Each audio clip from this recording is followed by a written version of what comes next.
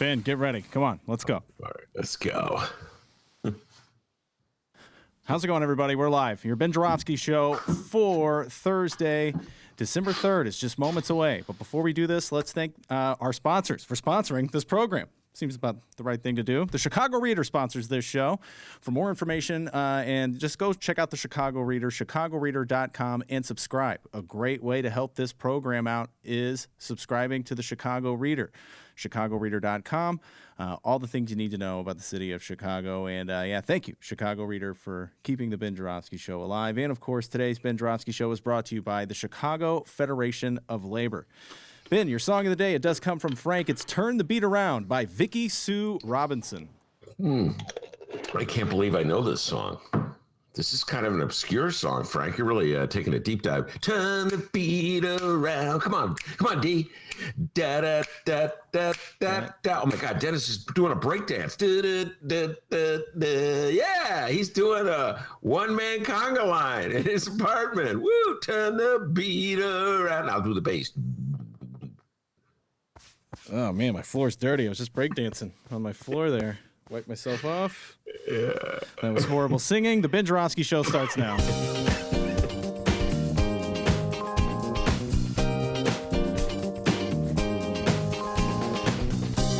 It is Thursday, December 3rd, and live from my apartment in his attic, this is the Ben Joravsky Show.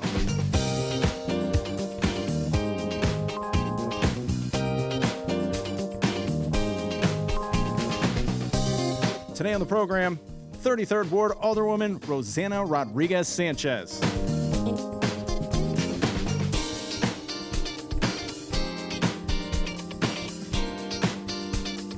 And now your host, Chicago Reader columnist Ben Joravsky. Hello, everybody. Ben Joravsky here. We're calling this the Rich Get Richer Thursday, and here's why. The update info on PPP was released the other day, and the winner is rich people. Who else? What do you think? Poor people are going to get a break? Explanation time. PPP stands for Paycheck Protection Program. Oh no, I'm already losing your interest. All you have to do is explain an acronym and eyes glaze over. So let me just say this. PPP stands for sex. All right, that woke you up. PPP is the program that Dems and Republicans agreed to last spring to help out businesses that have been slammed by the pandemic. The way it works is this. The businesses apply for a forgivable loan, which means you don't have to pay the loan back. So it's like free money. It's supposed to help the neediest, most vulnerable of businesses, as I said, who are slammed hard by the pandemic. But instead, it went to the, you guessed it, richest of the rich. Or as the New York Times put it, quote, 1% of the program's 5.2 million borrowers received more than a quarter of the $523 billion dispersed. Wow. Uh-oh, those sounds you hear are people snoring, because all you have to do to lose the average interest of the average person is to run a bunch of numbers at them. Then it's zzz. It works better than counting sheep. I know this because I've done a lot of TIF stories over the years, ladies and gentlemen. People go, oh my God, it's so boring.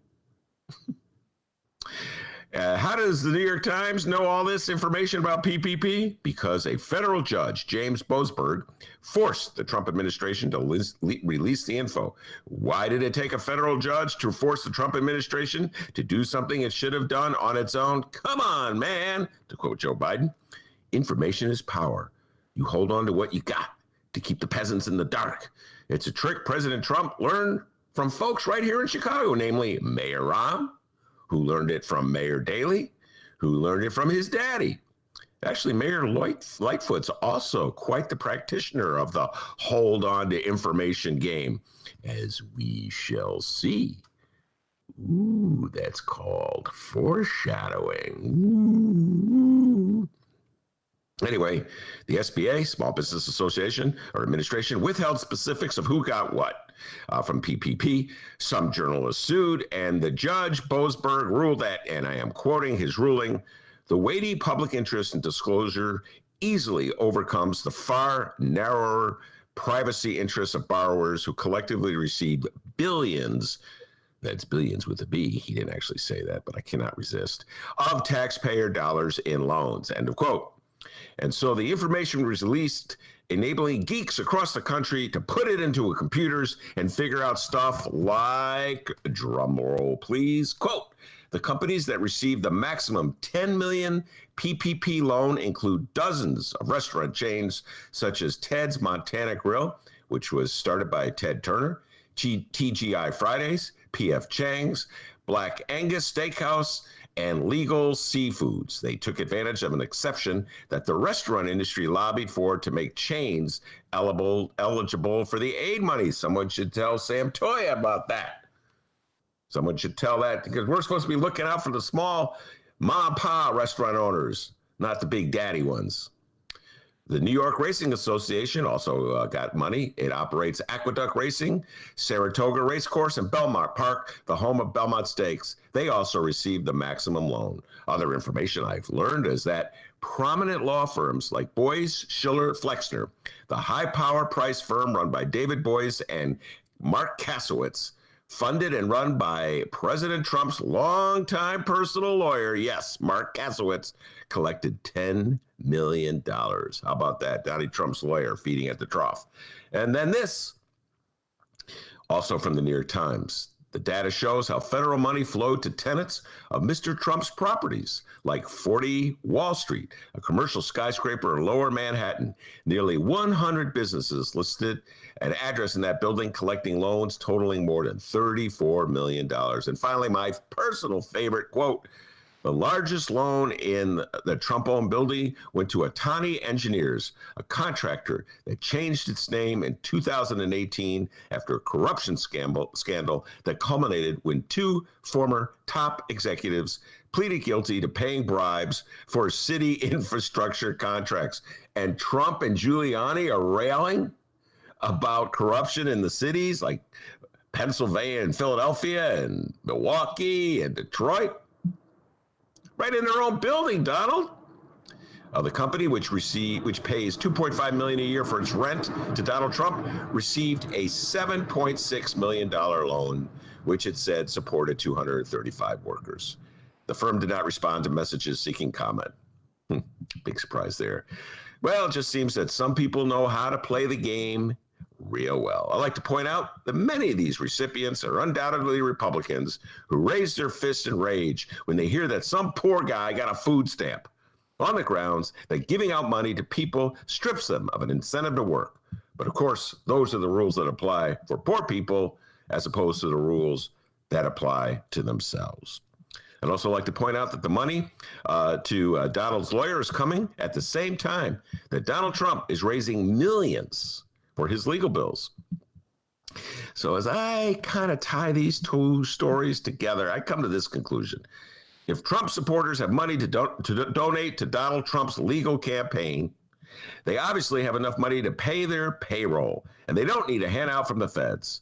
So I'm proposing that the next PPP handout should exempt anyone who donated money to Donald Trump. I think that's fair.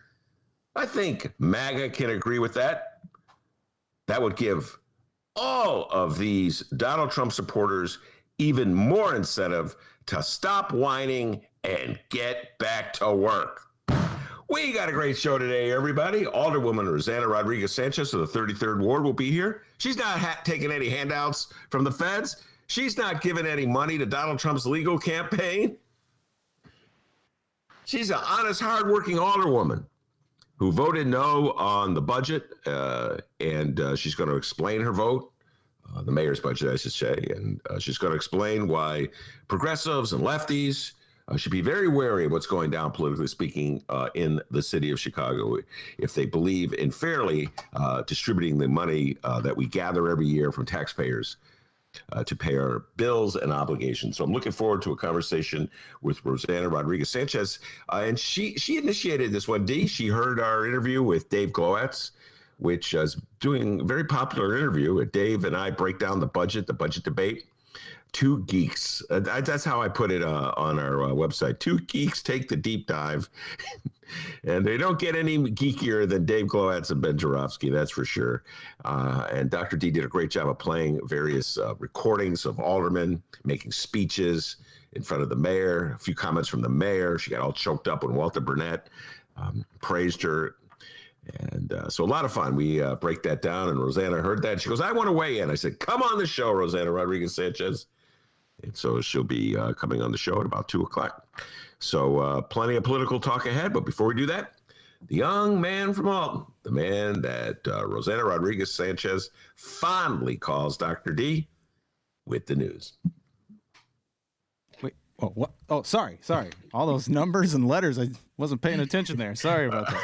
It happens to the best of them.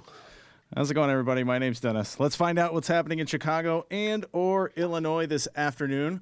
We begin in Chicago, and we begin with Chicago Mayor Lori Lightfoot. Good afternoon, everyone. Oh, good afternoon, Madam Mayor. Today, Mayor Lightfoot was at the Office of Emergency Management and Communications at 9 a.m. to promote the services and resources available to keep residents safe during the winter months. Hey, remember that time when the Chicago teachers went on strike? And Mayor oh, you do? You remember it? Yeah. And Mayor Lightfoot's days and nights consisted solely of sitting down at the bargaining table trying to cut a deal with the CTU? Yes. What about Jesse Sharkey, Chicago Teachers Union president? You remember that, don't you? Right now, we couldn't hear you. Anyway, well, we've learned something new about the Chicago teacher strike that's over a year old now. And if you're the mayor, it's not the most flattering news. The following comes from the Chicago Sun-Times, and Fran the Woman Spielman, a top mayoral aide, apologized Wednesday for making a joke out of the 11-day teacher strike by sending an email offering to bet Mayor Lori Lightfoot and top mayoral aides about when the strike would end. The embarrassing email that was first reported by the Chicago Tribune, who took to the courts to get to this email. Ben will have more on that in moments.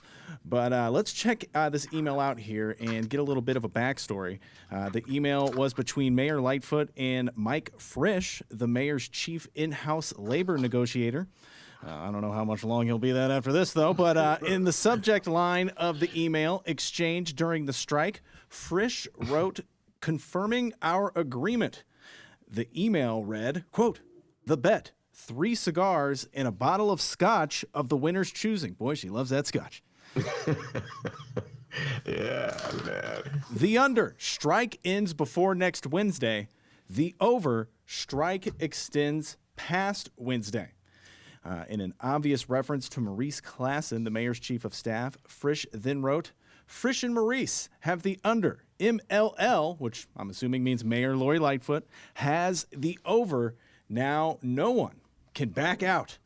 After the email was released, Frisch issued an apology saying, quote, my email reflected a failed attempt on my part to inject some levity into a high-stress, tense, and serious situation. There was no actual bet. This was intended to be a joke that clearly did not land. It was in poor taste, and I apologize. Although Lightfoot was among those who received the email, she never responded and does not have any recollection of it. That's according to the mayor's office. Thank God she was busy at that luncheon. You know what I mean? She loves luncheons, everybody. CTU President Jesse Sharkey did respond, and to no surprise, Sharkey wasn't feeling it. Ben, I'll read Sharkey's response, and then I'll kick it to you. Sharkey said, quote, it sort of shows why we have been having such a difficult time with the mayor on the question of a safe reopening of schools. There was a degree of disregard for the seriousness of the situation with a joke. There's a kind of irreverence there about something that we considered to be quite serious at the time. And we're still seeing a degree of disregard to what we view as very legitimate concerns involving schools. The mayor has shown herself in her kind of personal proclivities, the scotch and cigars, the kind of insider jokes and hardball and foul mouth, to be a very different kind of politician than she said she was when she was running.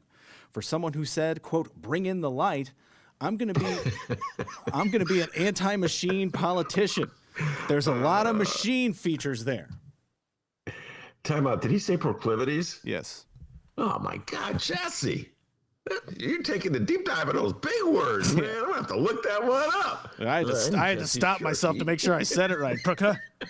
Proclivities, yes. Jesse's a smart guy.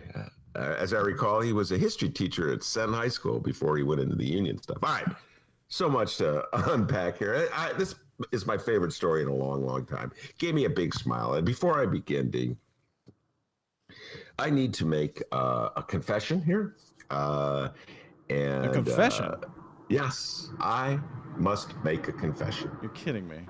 I, Ben Joravsky, 8 years ago, made a sort of a similar wager with a Chicago Teachers Union official who I will not name, other than to say her first name is Karen and her last name is Lewis. Oh, wait a minute. Okay.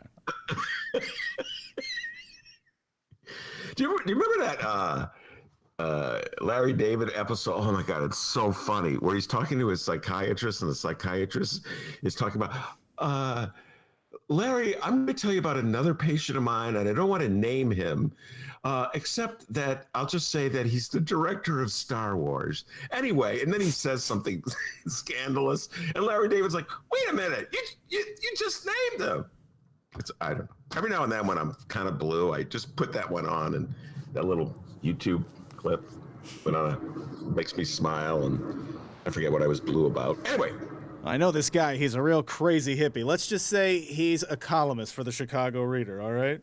Yeah, I know this guy, a political columnist who writes about TIFs. Don't want to say who he is. So anyway, I made a bet with one Karen Jennings Lewis, a dear friend of mine. Hope you're doing well, Karen. And it was before the teachers went on strike. We were having a conversation. And I go, Karen, I don't believe there'll be a strike in Chicago. And she goes, well, I think there will be. The Mayor Rob's not budging. I go, I cannot believe that President Barack Obama, who's running for re-election, would allow a teacher strike in his hometown, while he's running for re-election. This is in 2012. And I think that somebody in the Obama administration will make a phone call to somebody at City Hall and say, Ron, what the hell are you doing? So we made a bet. We bet dinner. And guess what? There was a strike. I lost. And after the strike, I had to take Karen out to dinner. We had a blast. But so, I shouldn't be critical of Mayor Lori Lightfoot. And what's the guy's name? Michael Frisch. Frisch. Yes. They call him Frisch Sticks. Frisch. Mike Frisch for making a bet. Come on, guys. Let's lighten up. All right. Now I should also explain to some of my non-sports fans out there the over-under concept, which I know I will screw up because I suffer from dyslexia, and I always get them mixed up. Where's Benji the bookie when I need him? He would always be coming to me, all right, Benny, you want to make a bet? It's the fourth quarter, all right? You want the over or you want the under? And I'd be like, all right, Benji, one more time, explain to me what the difference is. Anyway, so it was a joke. Frisch was feeling his inner Larry David. He was making a joke. As he wrote that email, he was moving his hands to indicate it was a joke. Let's all lighten up. That said, a couple things. Number one, the animosity that Lori Lightfoot has toward the Chicago Teachers Union knows no bounds. And I hear about it virtually every day, D. Whenever I have a conversation with a politician, generally of the off-the-record persuasion, I have many of those all the time, and they go, Ben, you won't believe how much Lori Lightfoot hates the Chicago Teachers Union. Or, Ben, I know you love Stacey Davis Gates, but you wouldn't believe how much they hate Stacey Davis Gates. By the way, interesting that the Sun-Times quoted Jesse, but the Tribune quoted SDG, and then one paper has their own. Each paper has its own little source at the union. So yeah, there's all this animosity, which I find really peculiar. And I wish that Mayor Lori Lightfoot would get over that election from 2019. We're going to be talking about this with Rossana Rodríguez-Sanchez, sort of the mayor's attitude toward lefties. She really hates lefties. And the reality is there's a lot of them in the city of Chicago. So if you hate lefties, it's like 30% of the population. So yes, if you're Lori Lightfoot or Rahm Emanuel or any of their political advisors, you could easily come to the conclusions that you'll win re-election even if you antagonize the hell out of lefties, because there's just not enough people of the lefty persuasion in the city of Chicago to win an election citywide. It's pretty obvious that's the case. And I say this as a person who is on the a lefty. There's no reason to hate him so much, to have such contempt. And you would have to like psychoanalyze centrist Democrats to see why they have the disdain for lefties that they do. I think part of it is that they're ashamed because they know that their values, their professed values, lie with the lefties. But as soon as they come into office, they say, those are unrealistic. We're not even going to pretend to care about those values. We're going to ignore them. And then when they get criticism from the left, they get mad. And they say things like, you're unrealistic. You don't know how the game's played. I know how the game's played. I know how to cut a deal. And then the more the lefties complain, the angrier and more aggressive the centrists become in their hatred and disdain for them. I saw it with Mayor Rahm, and I'm watching it with Lori Lightfoot. And I know, Jesse has a point. I know Lori Lightfoot, she's a very smart and shrewd politician, even for a rookie, first time out. She knew how to talk to lefties. She came to the hideout, Lefty Land, as I call it, my beloved hideout, with me and McDumpke. And she told us exactly what we wanted to hear and what the crowd wanted to hear, and the people were clapping. And dummy that I am, I voted for her because I thought she was a progressive. And all my lefty friends were like, oh, Mr. Smarty Pants, heck of a vote there. And now in retrospect, I really wish I had voted for Neil Salas Griffin. You know how you have that, you voted for Diber, and I wish I voted for Diber in the primary. Now I'm like, Neil, I think Neil, his heart is right. I just interviewed him. You can check out that show. He had no chance of winning, Neil Salas Griffin, but I think his heart's in the right place. I think that would have been the vote I should have made, because Lori Lightfoot, you could say that, she's capable. You could say that she's really, really smart. You could say that she's like a great symbol for Chicago to have in the Trump age, and a black woman running the city. You could say all those things about her, but she's not a progressive. I mean, it's pretty obvious. She's not. And moreover, she can't stand progressives or lefties. I don't know what you call them, lefties or progressives. So it's pretty obvious. And her antipathy toward the Chicago Teachers Union is, it's like getting in the way in so many ways. It's getting in the way. So here we have to try to figure out how to reopen the schools. I'll probably be writing a story about this. I've been talking to a lot of teachers lately, and all the stress and the strain of trying to figure out how you bring the kids back to the schools and protect the teachers, how you protect particularly teachers who are most at risk of having serious complications if they get COVID. This is a very complicated endeavor that requires working in tandem with the teachers union who represent the teachers. No, that's not how we do it in Chicago. And I think part of it is that so many people are whispering in Lori Lightfoot's ear. Well, the Tribune's not whispering, and they're like yelling it out.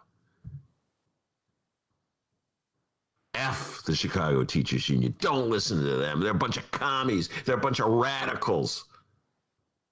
And so mayors, powerful mayors, they like, yeah, I'm not going to let these lefties tell me what to do. I'm more powerful than them. So I'm really pleading with the mayor. Come on, Mayor Lori Lightfoot. You're better than that. You don't have to be like Rahm. You don't have to fight with the Chicago Teachers Union. There's nothing to be gained from that. I know Stacey Davis Gates. She's a good person. I don't know if it's too late, but you could try to reach out to her. You know, the mayor said from the get-go, they're going to run a candidate against me. It's like, they're going to run a candidate against me. Well, you know, you say it so much, it may happen. Where's the olive branch? The only time I ever see City Hall hold out an olive branch, they hit the teachers union over the head with it. Oh, so that's Mayor Lightfoot has responded. We may have an olive branch, Ben. I won't just turn the car around. Oh. I'm going to shut it off. No. I'm going to kick you out, and I'm going to make you walk home. That is not an olive branch. Yeah, that's not an olive branch. There's no truth to the rumor that she was talking to Stacey Davis Gates when she said that. So, you know, that's my general feeling.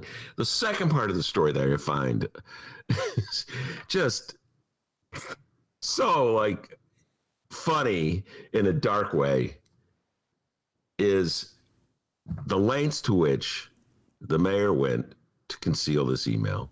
It's positively Rahm Emanuel-esque. And I want to give a shout out to Gregory Pratt, the reporter to the Chicago Tribune. What an intrepid soul he is. Good job, Gregory Pratt. Dennis was quoting the Sun-Times rewrite of the Tribune story, but Gregory Pratt was the one who did all the work. And apparently he had filed a Freedom of Information request trying to seek emails from the mayor's office. He discovered that there was this one email, I'm just basing this on what was in his story, that was subtitled titled Bet, and that had not been released by the administration. So he had to go to the Attorney General's office to force the mayor to release it. I mean, this is what they do with FOIA laws, folks. We supposedly live in a democracy. And the mayor was saying, oh, no, this falls under the category of getting advice from a lawyer. And we can't allow the advice that a lawyer gives us to be publicized. That would violate the confidentiality principles that govern a relationship between a lawyer and his client. And give Gregory Pratt and the Chicago Tribune credit. They didn't fall for that. And they went to the Attorney General's office, which is the mediator in such disputes. And the Attorney General said, release it. And so we release it. And what do we see? There's no advice being given by the mayor's lawyer. It was a silly little joke. And the only reason they held on to it because it made them look bad. They should have just let it go. Okay, we made a bad joke. So as soon as it comes out, then, the phone calls go to the PR handlers. What are we going to do? All right, here's what you're going to do. We're going to release a statement from Frisch saying how sorry he is, how it was a bad attempt at humor. And then we're going to release a statement that the mayor never saw it. She has nothing. It's the first time she's ever heard about it. She doesn't know anything about it. I don't know, man. You missed the final step, though. You missed the final step. Throw that Frisch guy under the bus. That's coming up. That's coming. Get ready, everybody. Yeah, throw Frisch. And I'm so sorry I did this. I will never do it again. And no, the final step will be if they ask Lori Lightfoot about it at a press conference, she'll get mad at the reporter. That's just ridiculous. Yeah, I have so many problems that I'm dealing with as mayor of the city of Chicago with COVID. And you're asking me a question about that? Remember how she got mad at the reporter? Right? What was it about Kim Fox? How dare you try to cause trouble between him and Kim? Don't bait us. Yeah, don't bait us. That was... So, this is a story very revealing and very amusing on many levels. But I'll just close with that transparency level. Things come and go in the city of Chicago. But that need to hold on to that information made people really struggle for. I always talk about it with Dave Glowatz and Mick Dumke. These guys are always filing FOIA requests. Danny Mialopoulos, got to give him some love too. And apparently Greg Pratt. There's these really intrepid reporters who have to work so hard to get the city to turn over to the basic stuff that just should be turning over anyway. When you get to be the mayor, you don't want to reveal it. Could you imagine if somebody was trying to seek, for a moment, D, the emails between Dr. D and me? Can you imagine our private emails? Oh, yeah, that AOL account. You're always emailing. I don't even like email anymore. I'm more of a texter guy. I was a funny little exchange with Rossana. She sent me an email the other day saying, yeah, I'd like to come on the show. So today I said, all right, I need your email address. Could you send it to me? She goes, man, I sent you the email. Ooh, sorry. I don't really like email. Anyway, come on, Mayor Lori Lightfoot. Let the light in. Let the light in. Isn't that what she said in that speech, D? Yeah. Let the light in. Yeah. This little light of mine, I'm going to let it shine. That's so funny. I'm not an email guy. Yeah, dude, you have an AOL account. We know. You kind of like the AOL account. No, it's just kind of like the... That just screams, I hate the internet when someone has an AOL account. Yeah. Whenever I give the answer, it's a moment of shame. That moment of shame. You give out the AOL account. Like there's that little pause where the person goes, so what's your email address? And, then I give the AOL account. AOL. If they're really professional, they don't say anything. But there's just that moment, that little instant where they're laughing at me. So anyway, come on, Mayor Lori Lightfoot. Let in the light. Good job, Gregory Pratt. Good job, young man. All right. Now, Ben, earlier you mentioned criticism from the left. Well, you're getting some of that at the moment from our live stream chat room. Ben, you said people should, quote, lighten up on what we're now calling Wagergate. Shout out to Jay Marie. She pushed back a little bit on the live stream chat room. Oh, well, first off, Jay Marie noted, boy, Fran Spielman stays on Lori's ass. Yes, indeed, she does, Jay Marie. But Jay Marie weighed in here, basically, and Kathy as well, on the live stream chat, saying, you said lighten up, but their response was, but dude, you're not the mayor. She is. Valid point. So in other words, I get to be a doofus and she shouldn't be. Good point, Jay Marie and Kathy. I guess the bar should be a little higher for the mayor. I was just trying to do full disclosure. You know what I'm saying? Like, I once made a bet with someone about a Chicago teacher strike, and I paid the bet, Jay Marie. I just want you to know I'm an honorable man. I lost that bet. And there were those who said that Karen Lewis led that strike just to get a free dinner out of me. There are those who said it. I think I was the one who said it. So at least I paid my bet. It was a great night. I love Karen Lewis dearly. But you're right. Basically, you're right. The standard should be higher for the mayor of the city of Chicago, particularly if she's in the middle of negotiations, and they should not be treating the issue was so cavalierly. And I also should point out, Jay Marie, that my bet with Karen was before the strike, when I really did think that Barack Obama would tell Rahm to cut the deal so there would be no strike. And to this day, I do not know why Barack Obama didn't do that. And at the risk of offending all my Barack Obama lovers out there, there's quite a few of them. Every time I say anything mildly about critical of Barack Obama, I get in trouble. But, his lack of support for unions during his administration was notable. So, yes, I guess they are correct. The standards should be a little higher for a mayor than for a lowly reader-writer. By the way, check out Barack Obama's memoirs, huh? 800 pages or something like that. Have you started reading it yet, T? That was your homework assignment. I'm getting there. I'm working on it. You're still in the preface, I heard. Yeah. Well, I'm having trouble logging in to read it online. That's my whole problem. I can't figure that out. Remember when Barack Obama gave 100,000 copies of his newest book to students, many of whom don't even have computers. Okay. I'll remove the paywall for all you kids to read my book. Yeah, but too bad you don't have computers to read the book. All right.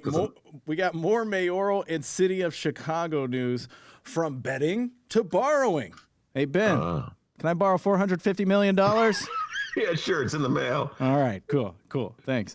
The following again comes from Fran Spielman. Mayor Lori Lightfoot's administration is planning $450 million in short-term borrowing to buy time for Congress to ride the rescue of pandemic-ravaged cities.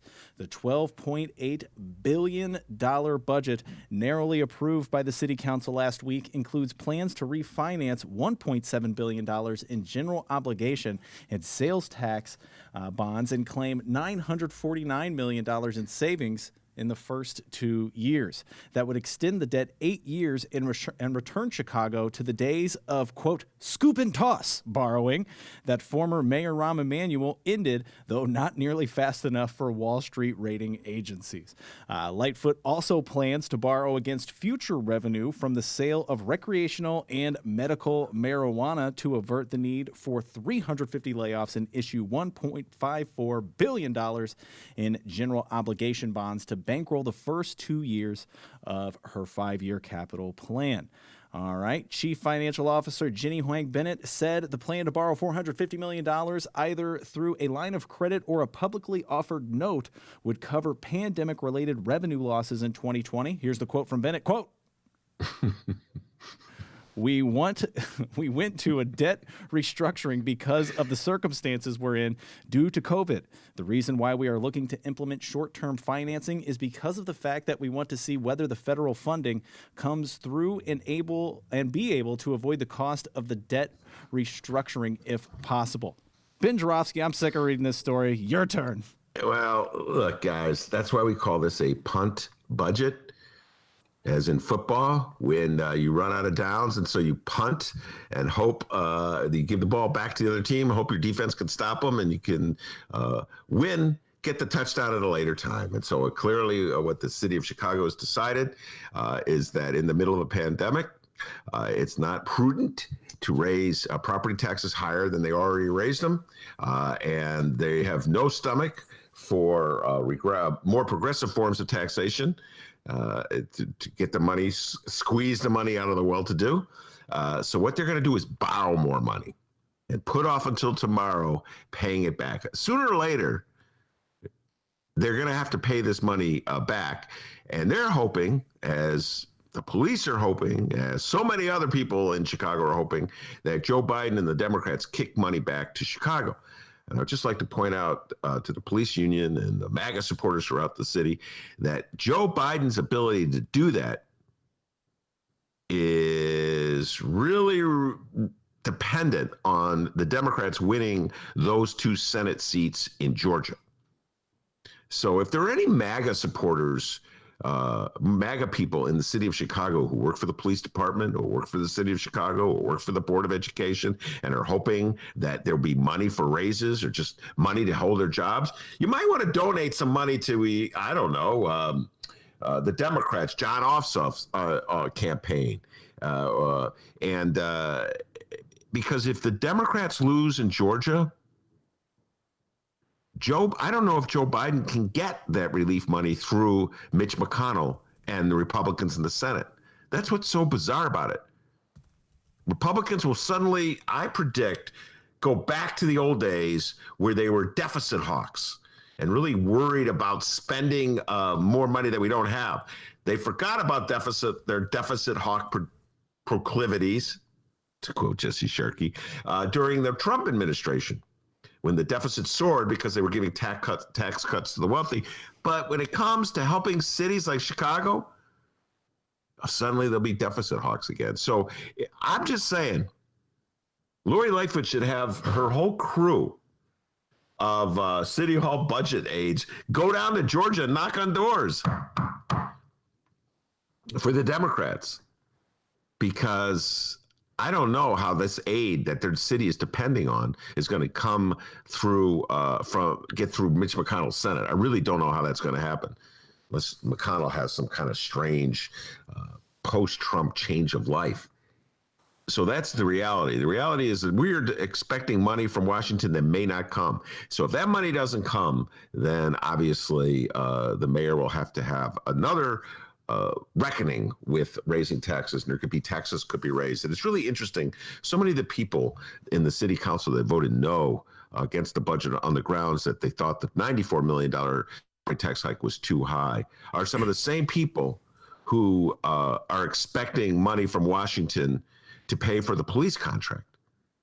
Well, if that money doesn't come from Washington, I don't know how to pay for the police contract. So is Matt O'Shea going to vote suddenly yes for the budget, 19th Ward? Is Marty Quinn from Michael Madigan's 13th Ward going to suddenly vote yes for raising taxes to pay for it? I mean, you guys think this money just is going to fall from trees? You think you all support Donald Trump and the Republicans, Mitch McConnell, they starve cities like Chicago, and then you vote against the property tax hike to fund the police department? Now what? So little sympathy for the mayor. Okay, D, I was a little harder at the start of the show, but a little sympathy for her. She's in a box. Partly she's in that box because she doesn't want to raise taxes on the wealthiest people in the city. Okay. But she's trying to navigate some very difficult shoals here. And she's got a lot of opposition in the city council to raising property taxes. So she's going to try to hold off in the hopes that the feds will kick the money in. If they don't kick the money in, D, I don't know how she's going to pay back those loans I know how. She's going to raise property taxes. There we go. Damn. So that's what it means. That's a punt budget. Mayor Lori Lightfoot learned it from Mayor Rahm, and he learned it from Mayor Daley, who learned it from his daddy. Really, things don't change, folks, in Chicago. Just the names of the players change. Yeah, it's all gross, guys. And we'll end this borrowing story with a quote from an alderman. Ben, you tell us your thoughts. Here's downtown Alderman Brian Hopkins. Ben, of what ward? Come on, D. Number 2. Oh, boy, nothing gets by this dork. All right. Hopkins said the $450 million in short-term borrowing, quote, might make sense if it's structured like tax anticipation notes that are the lowest. Oh, you like that. The lowest cost short-term borrowing because it's all but a guarantee that the money will be there to repay the debt. But he's not certain that's how it will be structured. The quote, they're going to market very soon on this, but they're still not telling us everything. There were a lot of questions that were not answered fully with regard to the debt refinancing and the short-term borrowing. What the ultimate cost to the taxpayers will be for returning to scoop and toss. Yeah, let me just say this. That's the same Brian Hopkins, and I will never tire of saying this, who is the chief cheerleader for the Lincoln Yards TIF deal. And when he talks about tax anticipation financing, that's what a TIF is. You anticipate future tax revenues, you borrow money, and then you pay it back with those revenues, thus depriving the public schools of money that they would need. That's or the parks. TAF. There's TIF and there's TAF. Yeah. Oh. It's a scam is what it is. You're going to pay for it in the end. And it's so interesting that Hopkins is so vigilant when it comes to tax anticipation for a budget, that would pay for street repairs throughout the city and police officers throughout the city. But when it comes to that one little TIF project in his little corner of town that really is of no benefit to anybody except for the developers in his ward, no. Huh? Tax hike? What tax hike? I don't see a tax hike. Do you see a tax hike? I don't see a tax hike. I don't know. Come on, Brian. I don't know. Brian Hopkins, remember I said that Trump supporters or people who donate to Trump's campaign should not be allowed to get PPP. I thought that was a reasonable suggestion because you have enough money to give money to Trump's legal campaign to dig out fraud where there was none, then you don't need a handout from the feds. Similarly, if you voted for the Lincoln Yards TIF deal, pretending it did not increase taxes on the people of Chicago, you should not be allowed to comment on any other budget-related matter if you're pretending that you're worried about the taxpayers. I think that's a reasonable suggestion. Yeah, it's very reasonable. Very reasonable suggestion. Very reasonable. Very reasonable. Yeah. All right, more on Mayor Lightfoot later as we move on to the Illinois news, but we have more news to discuss about recreational marijuana, and we have yet more proof that this state is filled with nothing but a bunch of filthy potheads. As if we needed any, proof of that. The following comes from the Chicago Sun-Times, and Tommy 2 joins Shuba. November sales of recreational weed surpassed $75 million for a second straight month, and one researcher believes total sales of legal marijuana, including medical cannabis, could surpass $1 billion by the time 2020 is over. Yes, that's billion with a B. Holy cow.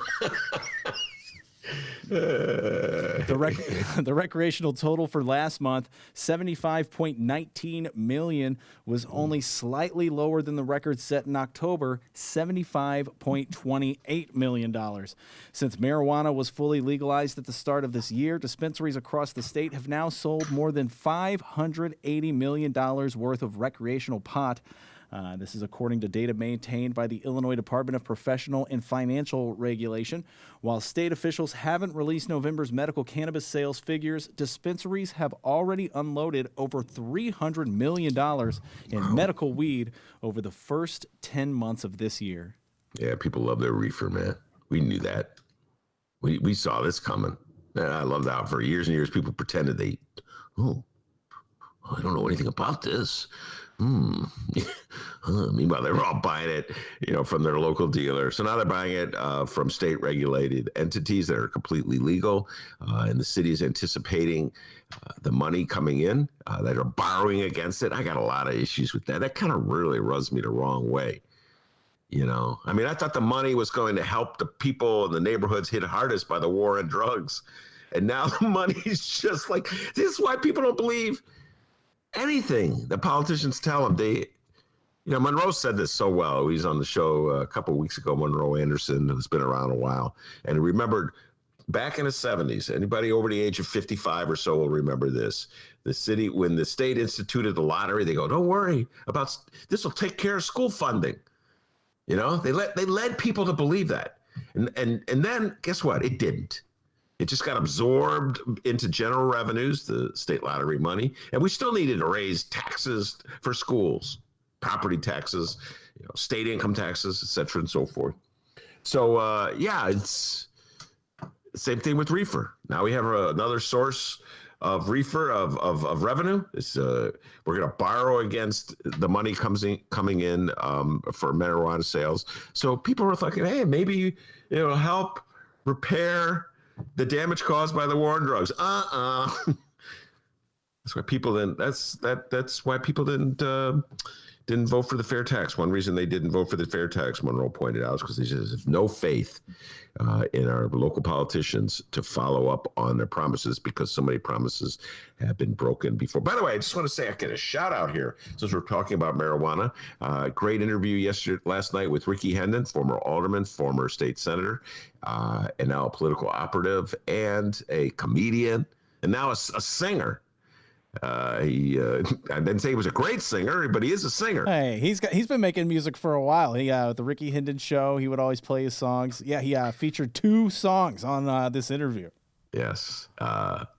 He was a little irritated me that I didn't call him a great singer, but I loved this interview. It was a blast talking to Ricky. We started off talking about City So Real, the Steve James movie about Chicago politics, and Ricky plays a prominent role in that movie. So we talk about the whole process of challenging candidates and the bizarre Byzantine rules that govern election ballot access, and his position on that.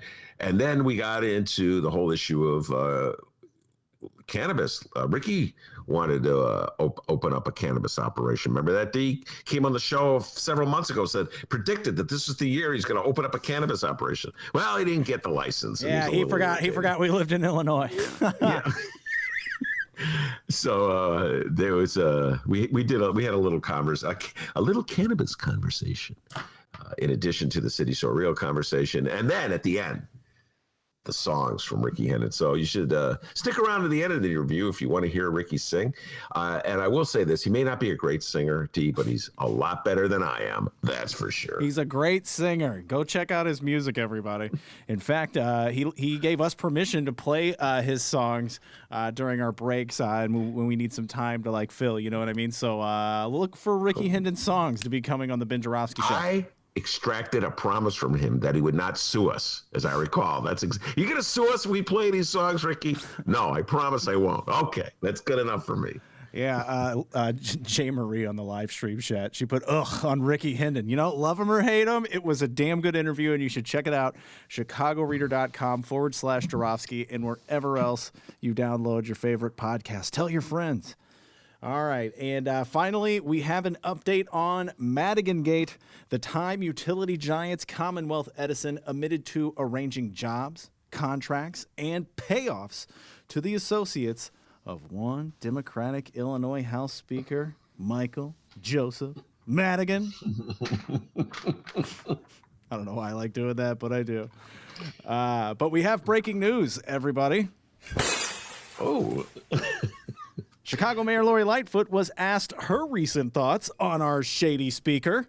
Is the Chicago mayor jumping on the bus packed full of Democrats ready to roll over Illinois Speaker Mike Madigan and move on? Yes? No? I don't know. It's hard to tell. Ben, I'll read the story and you tell us. right. A third Fran Spielman story in the local news? Yes, it's true. Mayor Lori Lightfoot didn't come right out and say it Thursday, but she left little doubt. She believes it's time for embattled Illinois House Speaker Michael Madigan to give up the gavel. That's pretty good.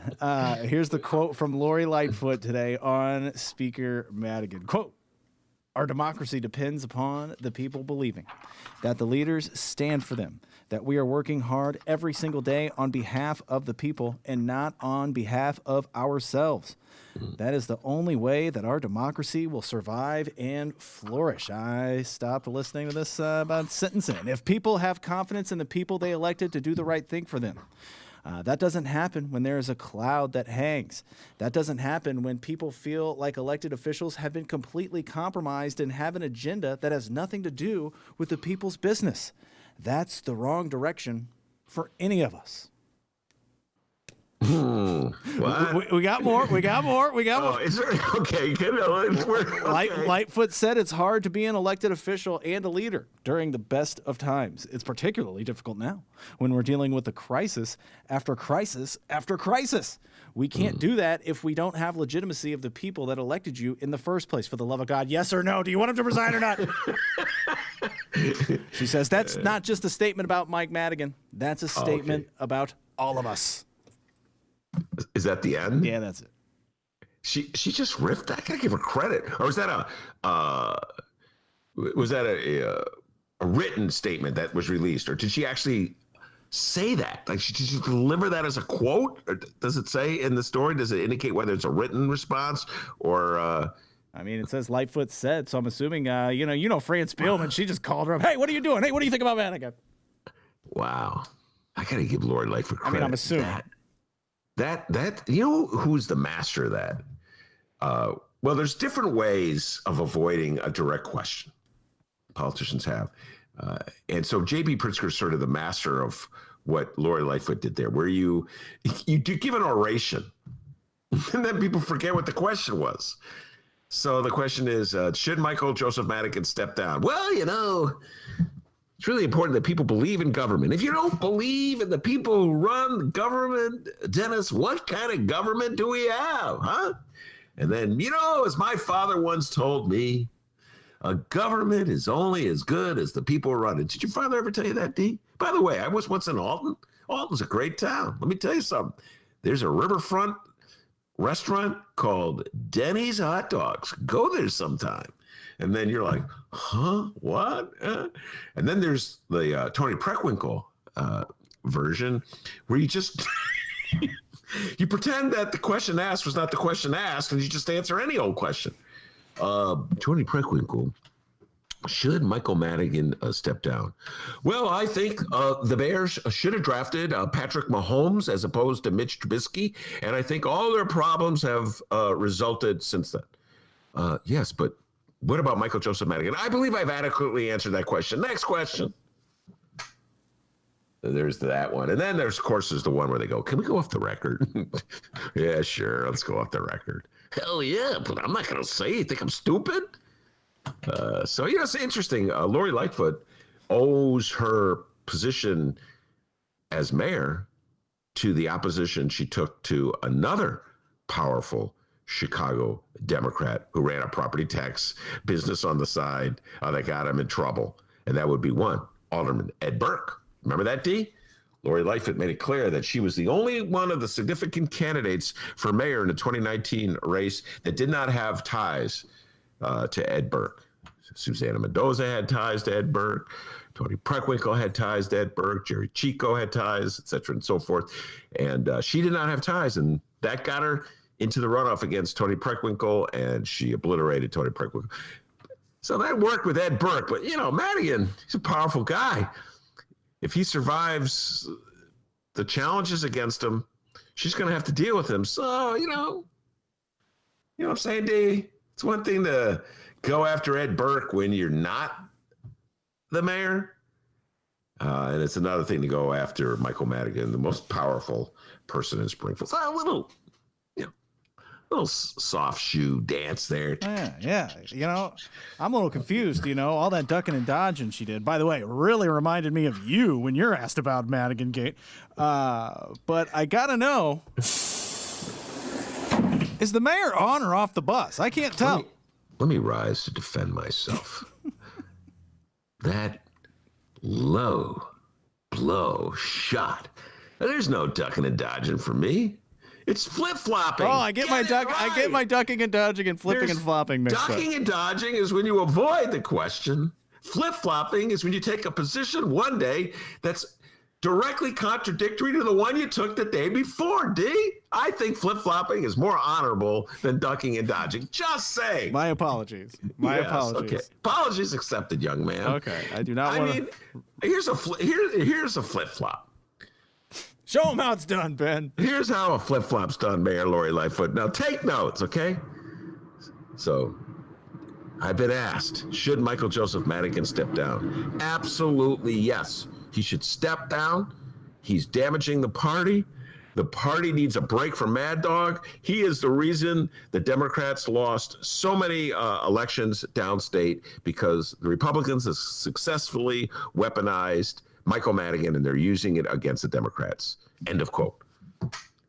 That was on Tuesday. Now here's Wednesday. Ben, should Michael Madigan step down? D, I've been thinking about this, and I don't think he should step down until the Republicans force Donald Trump to step down. When Donald Trump steps down, then Michael Madigan should step down. That, my friend, is a flip-flop. Not ducking and dodging. Wow, what you got? It's the flip-flop noise. That's pretty good.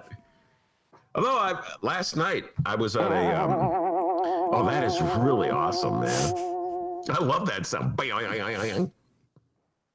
I did a virtual meeting with the 38th Ward Democrats, Rob Markwick, shout out to you, and Dave Feller, shout out to you, and Lindsay LaPointe, State Representative Lindsay LaPointe was part of the show too. Guess who dropped in? Terry Cosgrove out of nowhere. TC was, he's like, Ben, put your big boy pants on. Okay. And so I said, I should step down. So I've been like on the step down side of things for about a week now, D. But I'm feeling that flip-flop urge coming in. You know what I'm saying? I feel a flip-flop coming. I just got to flip-flop every now and then just to keep you honest. All right? So, almost there, D. I think tomorrow I may do an official flip-flop just for you. All right. He's a weirdo, guys. All right. That's your local news. Remember. By the way, I just got to say one thing. Frank sent me, thank you so much. I have to say this. A great text. Tweet. I don't follow Twitter, so Frank does it for me, and other people do as well. Newt Gingrich is so nervous. About losing the two senatorial seats in Georgia.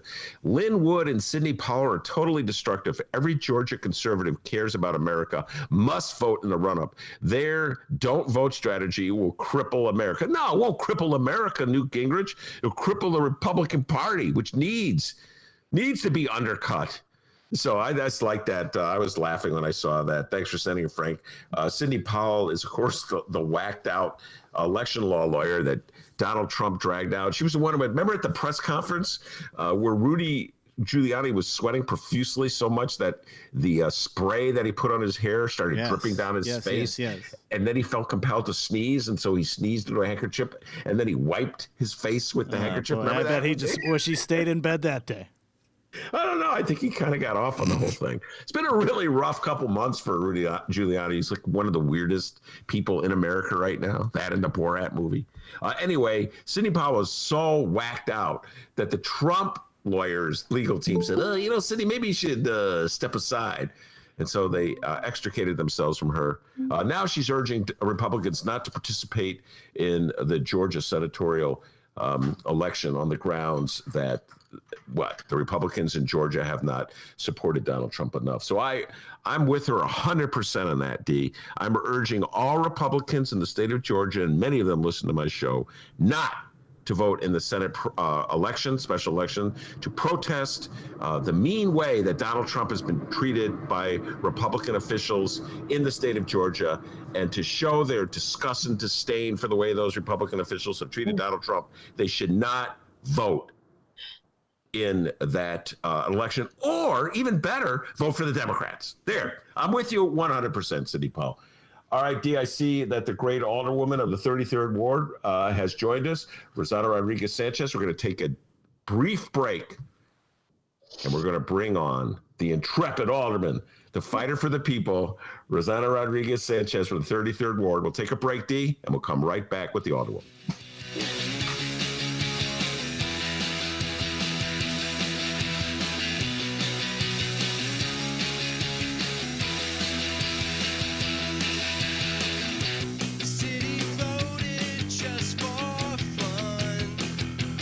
That is correct. We got a feeling this mayor's the one. We want a boss who talks real tough. When we ask too many questions, we want to be told to shut up. Taxi, crime, and financing. We can pay for anything, like shopping malls with movie screens and everything but what you need to kids who wanna eat for free. Get a fucking PhD and don't you dare complain to me if you want an opportunity. Someday we are the ones who fall in line. We've been the masochists 1,000 times. We are the ones who fall in line. Oh, yeah. Hey, woo! They say they wanna level with you, like they level public housing and they're level in schools. You gotta file just to beg for the truth, and if they reject it, then shame on you. Taxi, credit, financing. We can pay for anything, like shopping malls with movie screens and everything but what you need to kids who wanna eat for free. Get a fucking PhD and don't you dare complain to me if you want an opportunity. Eventually, we are the ones who fall in line. We've been the masochists 1,000 times. We are the ones who fall in line. Oh, yeah. Hey, woo! We are the ones who fall in line. We've been the masochists 1,000 times. We are the ones who fall in line.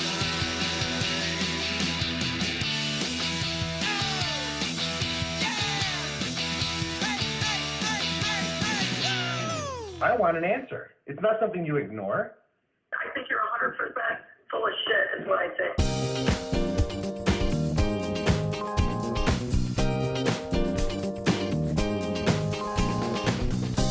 Hour number 2 of your Ben Joravsky Show is brought to you by the Chicago Reader and the Chicago Federation of Labor. Benny J, take it away. I promised Alderwoman Rodríguez-Sanchez that we would probably play that quote, Lori Lightfoot's exchange with Raymond Lopez. I just had a feeling, Rossana, we were going to play it. And there you go. You get to hear it all. Were you there, by the way, when it went down? My call dropped right right before that happened. So I actually didn't hear that. I was on the call because it was a briefing. Yeah. And we were all waiting, and then that happened, but I was not on the call at that particular time. When I came back, that had already. Yeah, it had already happened. That's one of our favorite, and Raylo has been on the show several times, and every time he comes on, we always play, "Hey, Raylo, man, check it out." All right, Rossana Rodríguez-Sanchez. First of all, thank you very much for participating with Peter Cunningham. I may throw a few questions into you at the end of the interview about that. Peter Cunningham, PC Cunningham, a speechwriter for Mayor Daley, and Rossana were so gracious to sit down of a virtual First Tuesday on Tuesday. We recorded that. We're going to drop it, I believe, on Sunday for our podcast. And it was a really great Rossana, I thought you and PC did a great job of just being respectful to each other, not attacking one another, but you weren't afraid to take, a differing point of view on the whole issue of how far to the left should the Democrats go? How far to the center should they stay? So I thought it was a respectful discussion. It was. I enjoyed it very much. Thank you for having us. Yeah, and so it was great for the hideout. The money went to the hideout. All right, let's talk Chicago budget. We've been talking a lot about this on the show. Rossana, as you know, 29-21 was the vote last Tuesday, I want to say right before Thanksgiving, and to approve Mayor Lori Lightfoot's budget. You were one of the no votes. So why don't we just start at the top by explaining why you voted no? Well, to start with, I would say that budget definitely didn't represent the values of people like me that ran campaigns on making sure that we were ensuring that there are resources for everybody, right? As we have said before, there were other alternatives, and the mayor decided not to dig into those. There was proposals that we made that were, of course, sent to rules, and the proposals were sent to rules. Some of these proposals, even when we had been trying to talk about these things for months, right? In my case, particularly in September, I introduced a council order, and I informed the mayor that I was introducing it, and we had a brief exchange through text about it.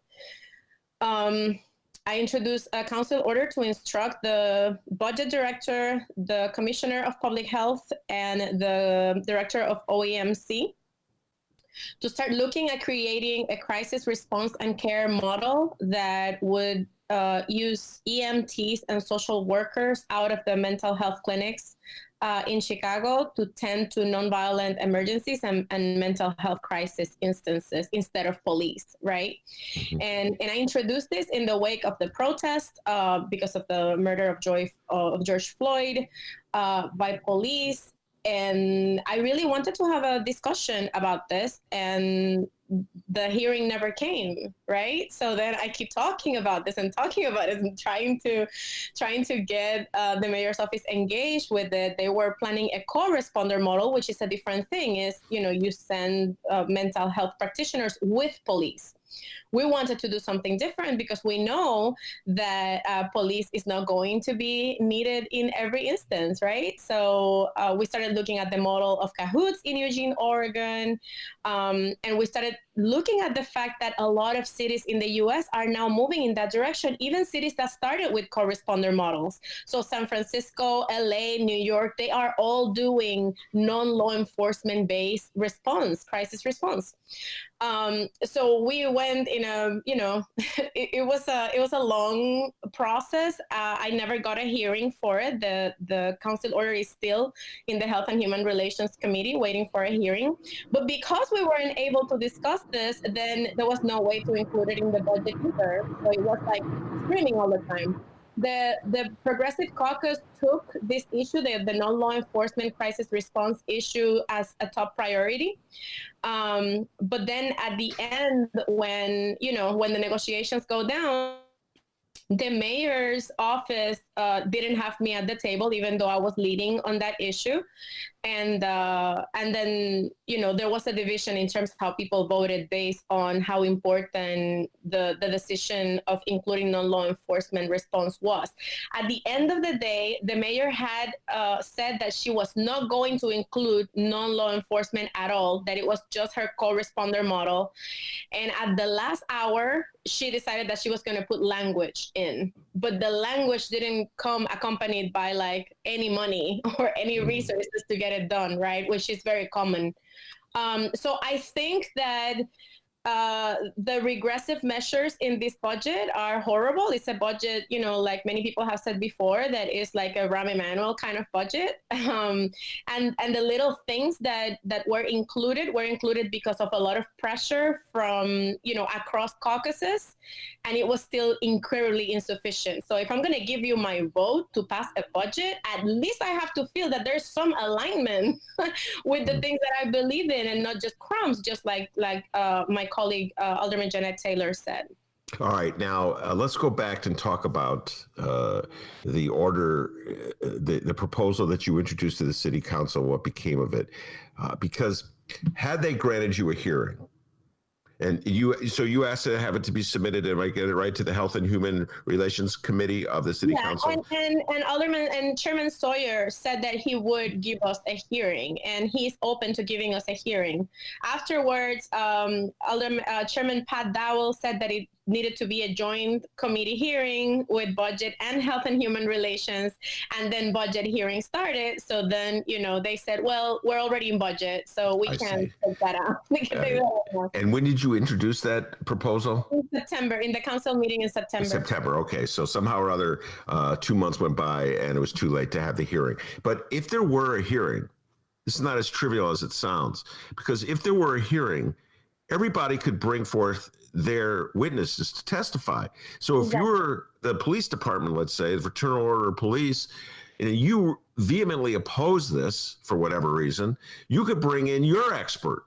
And your expert could testify and say, Alderwoman Rodríguez-Sanchez proposal will really endanger humanity if we allow it to happen. So in other words, you talk about letting in the light, bringing in the light, or whatever they say, and being transparent. This would be democracy. Exactly. And then you would bring in your witnesses that would say, no, Fraternal Order of Police, you have it wrong. We can save lives and save money by having social workers respond to people who are having mental breakdowns. Am I correct in that? Well, you are exactly correct, and we don't have that in City Council.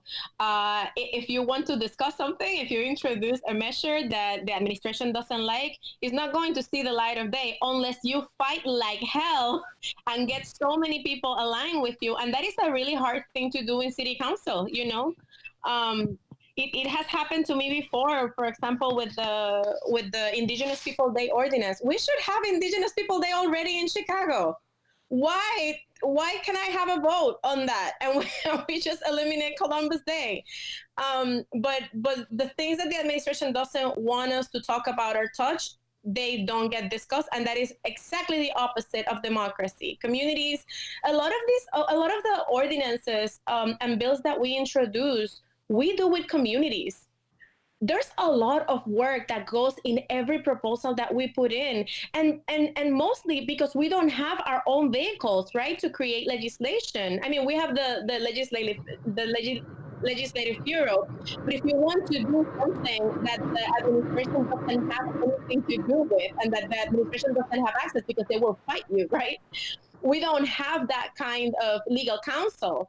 So we do a lot of work with communities. There's a lot of time, energy, and resources that go into being able to introduce legislation that then is sent to rules.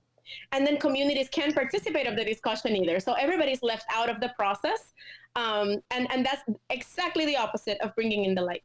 All right. And so in this case, they didn't send your proposal to rules. What they left it in the committee that you wanted to be in. And then they told you, well, we really need a joint. I don't know why you need a joint committee, by the way, whatever. And so it's just a way of delaying it. Yeah. You said you texted Lori Lightfoot to let her know that you were going to introduce it. Did she respond to your text? Yeah, she did. So what I introduced is called a council order, which is, if it passes, the council would be instructing the different departments to take an action, right? And the reason why we did a council order was because we actually didn't know exactly how much it would cost, and we needed the expertise of inside the departments to tell us. So I did text her on the day that I introduced it, and she replied back that she didn't like orders. And I said, this is a council order. This is a council order, it's a bill. And she said that she would talk about it with me, that she was open to it. But the reality is that there was never a real conversation that allowed for this to be considered seriously. It didn't happen, at least not in budget. And what happened at the end, because I knew that they were not calling us to the table, not me and not the collaborative that I've been working with that has 50 organizations behind it supporting this council order. When it finally became evident that they were not willing to talk to us, then I introduced a budget amendment to create a pilot that would cost $5 million. And alongside the Progressive Caucus, we agreed that we were going to ask for the $5 million, but they would never, give us that during the budget process. They were opposed to it.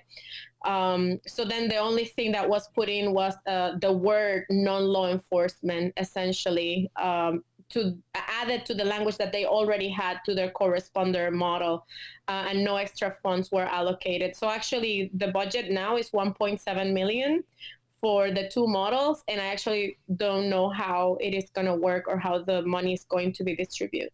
I see. All right. Now, you are a member of the Socialist Caucus in the Chicago City Council. I'm doing this off the top of my head. I believe there's 6 members of the Socialist Caucus. This gets really confusing to people following. You're also a member of the Progressive Caucus. Am I correct in that? You're in the Progressive Caucus.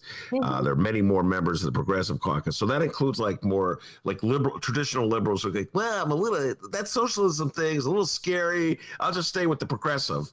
Well, Ben, let me correct something, because we actually do not have an established socialist caucus yet. We have been operating as a socialist bloc inside of City Council, but we haven't come out as a socialist caucus that has been registered and, with a constitution or anything like that. All right, fair enough. So the point I'm making is that some people are in the socialist bloc and they're also in the Progressive Caucus. But the socialists are kind of what I would call the badasses in this one, and they're just taking the tough stand. That's kind of how I view it. And the progressives, maybe not so. A couple of members of the socialist bloc voted for the budget. I'm doing this off the top of my head. Maria Haddon and Andre Vasquez. Maria is not a socialist. She's never used that label. Andre is the one that is a member of Democratic Socialists of America. Very good point. Okay, so I said corrected.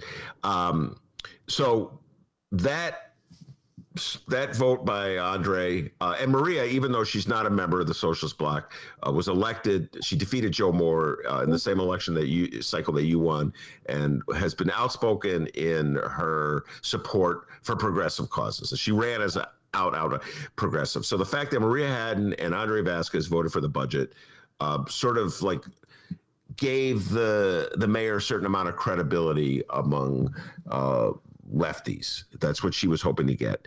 So what's your just general response to the fact that Maria and Andre voted for the budget? So I think Maria and Andre had different reasons to vote yes, and I think that distinction is going to be important. Maria took the non-law enforcement model as her top priority, the non-law enforcement crisis response model.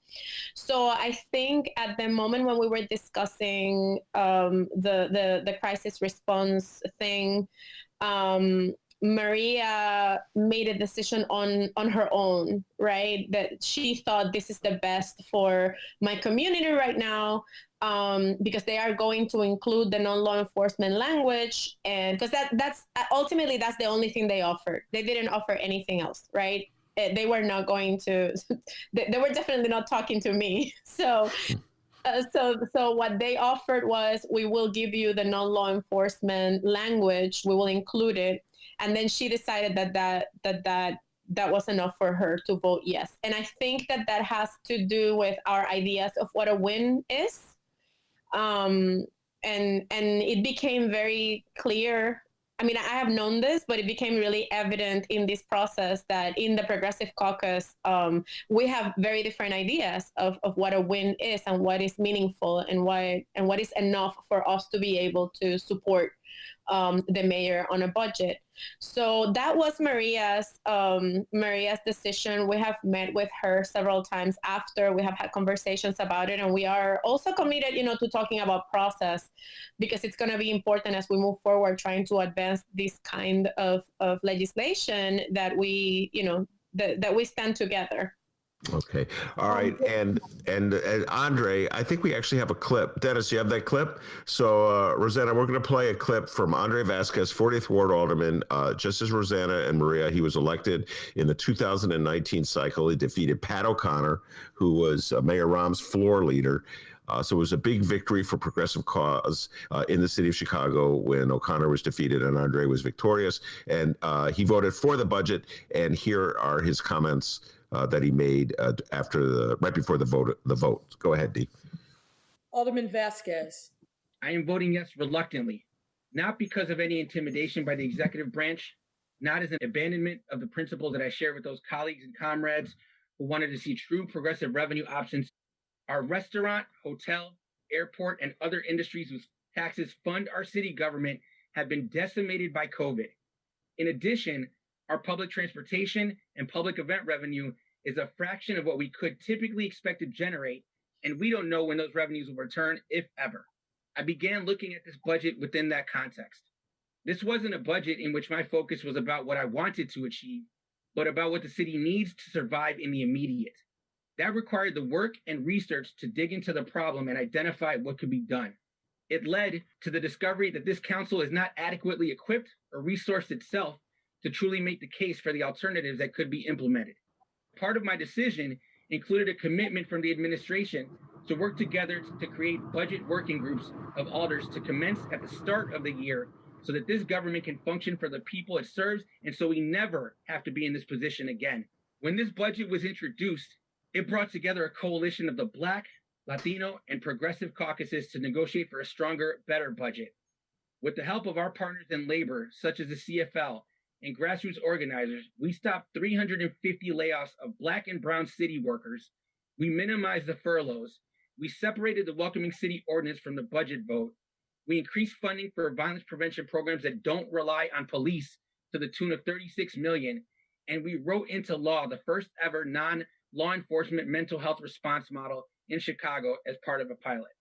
To Mayor Lightfoot's credit, she was open to discussions. She came to the table. She negotiated and accepted changes that were not in the initial budget proposal.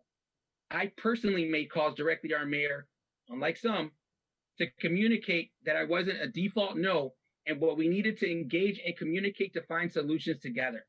It was grueling, intense at many points, but the negotiations continued and we found agreement. I will always make the difficult choice for the city rather than saying I don't like anything in a budget and saying no before even looking at it. Finally, I want this council and this city to remember that last year, when a coalition of mostly Black and brown alders voted no on the 2020 budget, we were publicly targeted by a custom-built campaign website.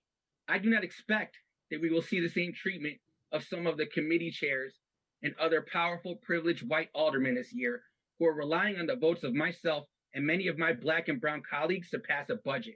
Committee budgets have not been slashed. Those alders will still continue to enjoy staff, support, and control over the legislative process, and those imbalances are part of the problem. All right, that was Andre Vasquez, who voted, member of the Socialist Bloc, who voted yes for the budget. Your general response, Rossana? Wow. So one thing about Andre's speech is that I didn't hear it when I was in the council meeting because I had to step away. So I heard it for the first time on your podcast. Okay, I think that there are a few things that is worth pointing out. To say that unlike some, I take issue with that because I think that I know who he's talking about. I think he's talking about me and my other socialist colleagues. And to say that we didn't have communication with the mayor. I've been trying to talk to her since September, and with her team, right? To say that he called her so that she would know that he's a default no, and that there's people that he was not a default no, and that there's people who say no to the budget even before looking at it. I think is very disingenuous because we were at every hearing, we were looking at the budget as it was proposed, and we did make recommendations. So I definitely take issue with it. I feel like, I have conversations with Andrew all the time too. So nothing that I'm saying, I haven't necessarily told him this part. I haven't, but I will if he doesn't hear it first here. But the other part is the idea of doing this framework. I have also told him this. I do not understand how you put in the hands of the mayor the reform of the relationship between the city council and the mayor. And I told him this. I think that if we are to talk about an independence council, we have to figure that out because we actually have the tools to do that. We don't have to do what we're doing right now. But why does he go to the mayor to discuss this with the mayor instead of discussing it with the council, so that then we can have a unified message for the mayor about how we want to run the council, right? But also, I don't think that there is a lot of interest in doing something like this on the side of the administration. The other thing I would say is that the idea of saving the day, which is, I believe, part of his speech, right? Yeah. I feel like him, as the rest of us socialists, we were elected by movement. We were elected to do something different inside of the council. And when we move in there, we need to be looking at those movements and those organizations, at the people that are organizing on the ground and that are actually trying to change and transform the material conditions of people in the city. So to cast a vote for the budget that is not in alignment with any organization that is fighting for change, in any organization that is fighting on the left, to be able to do that transformation, I think that's problematic, right?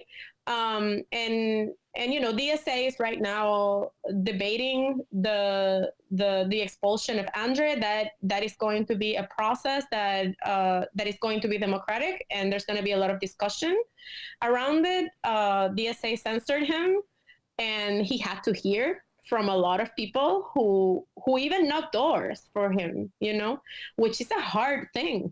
So I think that we need to remain accountable to the people that are, leaving the skin on trying to actually change this city. And we owe them at least the consultation, around our votes. One of the other arguments that Andre made, you don't hear it on that recording, is that if he and Maria Hadden had not, and Shirley Coleman, I guess, was the third, or Stephanie Coleman, I should say, was the third. But if they had not cast their votes with Lori Lightfoot, she would have gone in a different direction. She would have moved to the right, so to speak, and cut a deal with Tommy Tunney from the 44th Ward, or Harry Osterman from the 48th Ward, or Matt O'Shea from the 19th Ward, or old boy Napolitano from the 41st Ward, to cut property taxes and fire city workers. So effectively, what his point of view is that jobs were saved because he and Maria came to the rescue and voted with the mayor on her budget, thus keeping her from going further to the right. Your thoughts on that? I think that is also a really misguided assessment. as I said before, there is a matter of principle, right? The property taxes were definitely one part of why we voted against the budget, but that budget was absolutely full of regressive measures. We needed to be able to say no to that budget, because if we don't, like, what is left for us to do? What are we doing in city council? We would become the same people that have consistently come into the council and then end up saying yes to whatever the mayor says. And we will always end up with the same crappy deals that we end up with. So I think that we actually had an opportunity to stop that budget. And we would have to go back to the drawing table. We did have an opportunity to stop it. And that's one of the reasons why movement was really upset, particularly with Andre, because the budget ended up being such a close vote. Nobody wanted that. I mean, there was very few people that wanted that budget. There was a few people that, spoke on the floor, like Walter Burnett, praising the budget and talking about how good things were. But apart from, from some of the people that are very, very close to the mayor and her allies, people casted votes that were also very critical of the budget. So I think that people didn't have a problem with opposing it necessarily. And we could have done more work to make sure that we stop that budget from going forward and then go back to the drawing table. And let's go back to his comment, unlike some. And I had a little fun with this earlier in the show.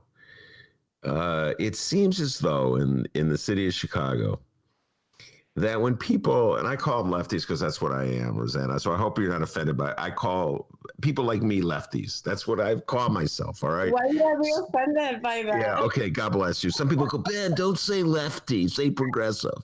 But, so I'm a lefty. That's who I am. That's what I've always been, all right? Yeah. And I've been known to vote for many liberals, Rossana. Oh, my goodness.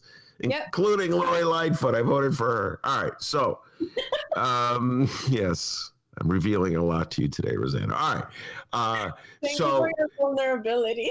Yes, I'm just opening up. It's just, I don't know what it is.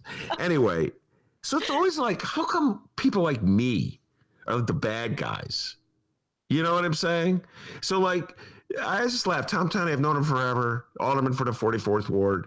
He gets to vote no, but like he's pragmatic when he votes no. He's responsible when he votes no. When Rossana Rodriguez votes no, she's like, oh, God, a commie. You can't deal with her. How come you can deal with Tom Tunney when he votes no, and Matt O'Shea when he votes no, and Harry Osterman when he votes no? They all get to be chairman of committees, and considered responsible leaders in the city of Chicago. But when Rossana Rodriguez votes no, she's just a lefty you can't talk to. You can't deal with her. She's like one step away from Fidel Castro, and their eyes are rolling. Please explain that to me, Rossana Rodriguez. I mean, there's a history of that in the United States, right? This red baiting, where we are irrational, and all we want is to fight all the time, and that is not true. and it's sad, to hear something like that also from people that are close to you and that should be representing, or are close to your ideas. Like when I introduced the council order for the crisis response and care model, the amount of research that we have done for this, we're not just yelling, we're looking at best practices. We are looking at what good government looks like. And let me tell you, good government doesn't look anything like what we're doing right now. But somehow when we say, you're totally right, somehow when we say it from the left, we're just yelling. We're just yelling. And it doesn't matter how you say it, right? Because I don't yell in the council floor. I am actually very nice when I speak. and I don't insult people. I have moments, of course, when I am very direct and I say exactly what I want to say. But we are, I mean, if you ask around about us, like, people like us. we're good people. But somehow there is this idea that we don't really want to get to agreements. We just want to yell, right? And that's not true. If there had there been something more meaningful in this budget, had they include the $5 million for a pilot, the conversation would be definitely a different one. But I also take issue with the fact that we look at budgets in the way that we do, right? It's like, what are you going to give me that is going to make me look good, or that is going to advance a little tiny bit of what I want for the city? And then we don't look at the budget as a holistic document, right? That impacts everybody in the city. And that culture needs to end. We definitely have a lot of work to do to reform city council. So what's next? The budget was passed, and already today in the Sun-Times I saw an article about borrowing money that I didn't even know we were going to be borrowing. So what's next for Chicago going forward? Well, on our camp, at least for us, the socialists, we are definitely working really hard to make sure that we can continue to propose progressive revenue measures. To me, it's really interesting, or I don't know how to call it. Actually, it's outrageous that the administration is never committed to doing that work, right? To actually at least try to make something happen that brings progressive revenue and that will tax the wealthy, or that will, we can, because we are super creative when it comes to taxing poor people and to pass progressive measures that are going to impact poor people the most, right? Like, those ideas are always there, but taxing the rich is a lot harder.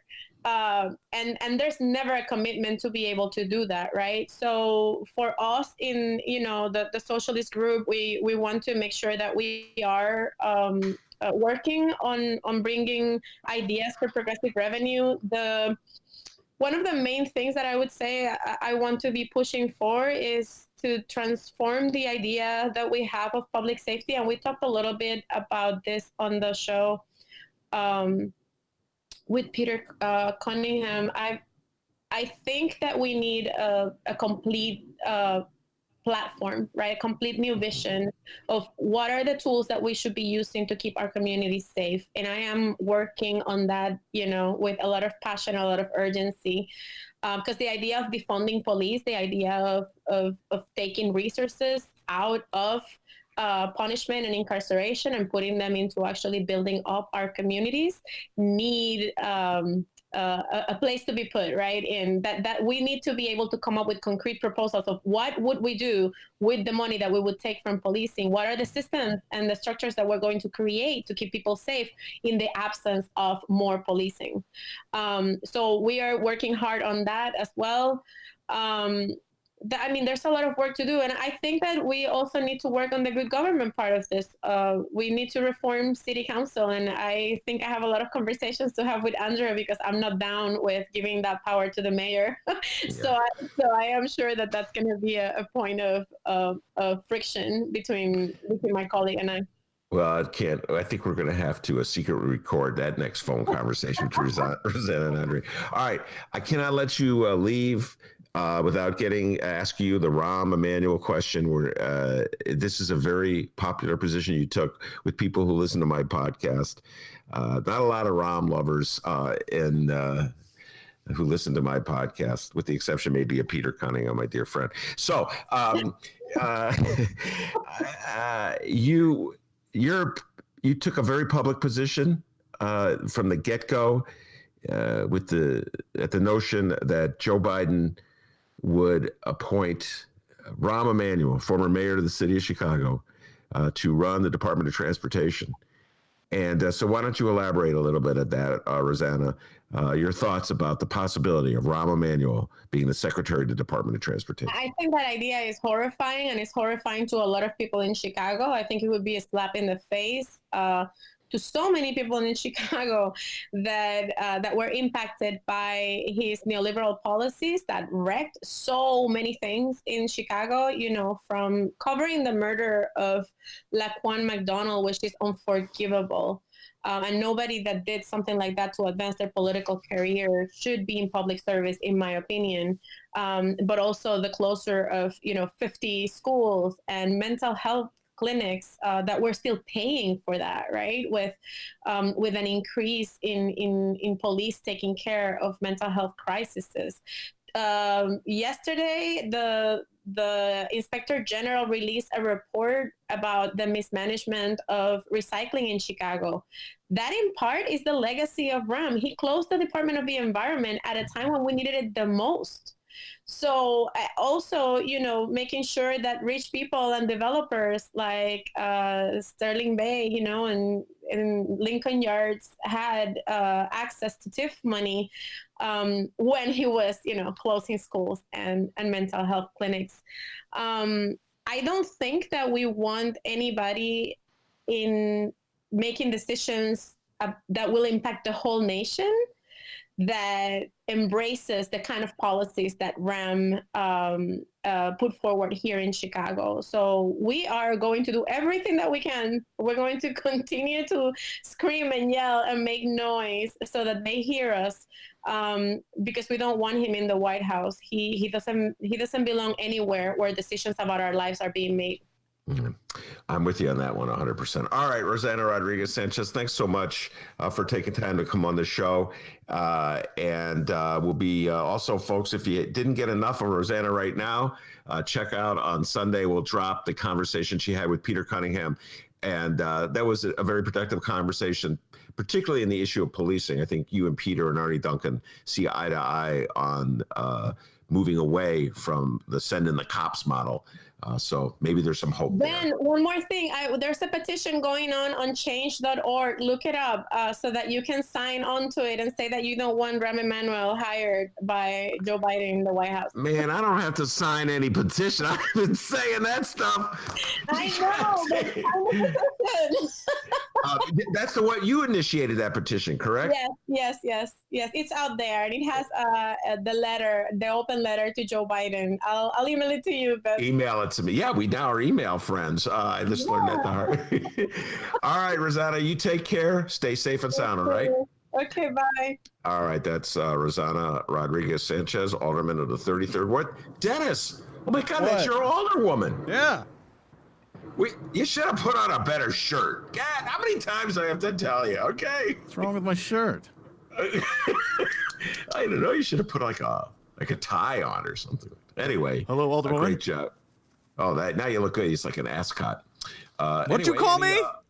No, I said it's like an ascot. All right, you're like an ascot. How about that, huh? All right, let's do the back half here. All right. And our friends in Illinois of the conservative persuasion, thank you for the content. All right, I have two stories here. First, as you know, our Illinois House Speaker is in a bit of hot water. I mean, if you ask him, he's completely innocent. He's an angel. But at the moment, we have 19 Democratic House members who have stated that they will not be voting for Speaker Madigan's re-election in 2021. And rumor has it, Madigan called all 19 of them giant ascots. Yeah, just a rumor. Indeed. Yeah. So now we got our friend Jimmy D, Illinois House Republican leader Jim Durkin. Well, I tell you, Jimmy D is really feeling himself these days. Looks like Jimmy D is trying to become the next speaker and run against Madigan next year. With Madigan on the ropes here a bit, and with those 19 Democrats ready to not vote him back in, Durkin has a plan. And bless his heart. Bless his heart. After a Madigan confidant, a couple of ComEd execs, and that guy from the City Club pleaded not guilty to Madigan Gate bribery charges, Durkin said, and Ben, try to have an open mind about this, please. Try not to laugh. Durkin said that he will be appealing to 15, quote, reform-minded House Democrats to vote for him, the Republican, for House Speaker, as more members of Madigan's caucus gradually come forward to say they will not be voting for him to remain as Speaker after January's inauguration. He said Republicans will not be supporting a Democrat for a Speaker. Ben, what do you think of Durkin's plan? Well, I think that Durkin is just causing a little trouble. And to put it mildly, I'm cleaning up my language here. I'm not going to swear. Thank you. I'm glad you finally took that note I've been sending to you. I was going to say stirring up, but no, I just said causing a little trouble, try to play a little wedge. He knows as well as I do that he has no chance, as in N-O, as in zero, as in nothing, as in nada, chance of getting one Democrat to vote for him. Any Democrat who votes for Jim Durkin is essentially voting for the following agenda: anti-choice, anti-science, anti-union. It is the return of Bruce Rauner. And I can't emphasize the anti-union stuff enough.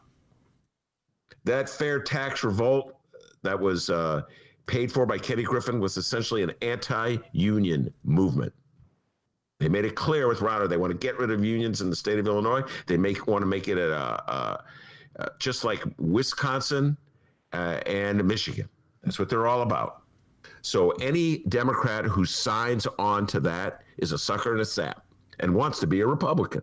And I don't believe any of them, like Ann Williams, my state rep from the north side of Chicago, Lindsay LaPointe, who I was on the show with last night from the 38th Ward, Kelly Cassidy. I don't think any one of them would ever, in a million years, sign on to Durkin. I have the quote from Cassidy, actually. You want me to read that real quick? KC? Yeah, let's hear KC. Go ahead. Maybe my favorite Illinois politician, Illinois State Rep Callie Cassidy, responded to the Durkinators' plan. Cassidy said, quote, "Well, this reform-minded Dem is not even remotely interested in voting for a Republican for Speaker, even one I consider a friend. We've got smart, talented, and capable folks in the caucus, and I'm looking forward to them sharing their visions for our caucus."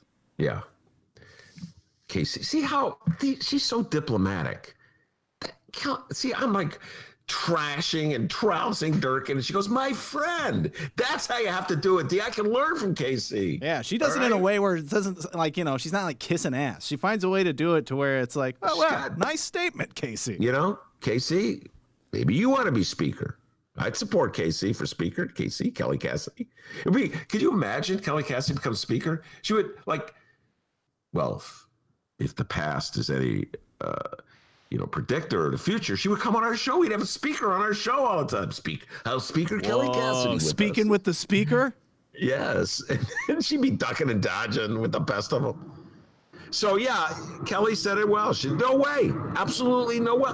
Guys, if you have taken a look at the agenda, the legislative agenda of the Republicans in the State House, Durkin, compared to most of them, like DB, Big Darren Bailey, who's now on the Senate side, of course.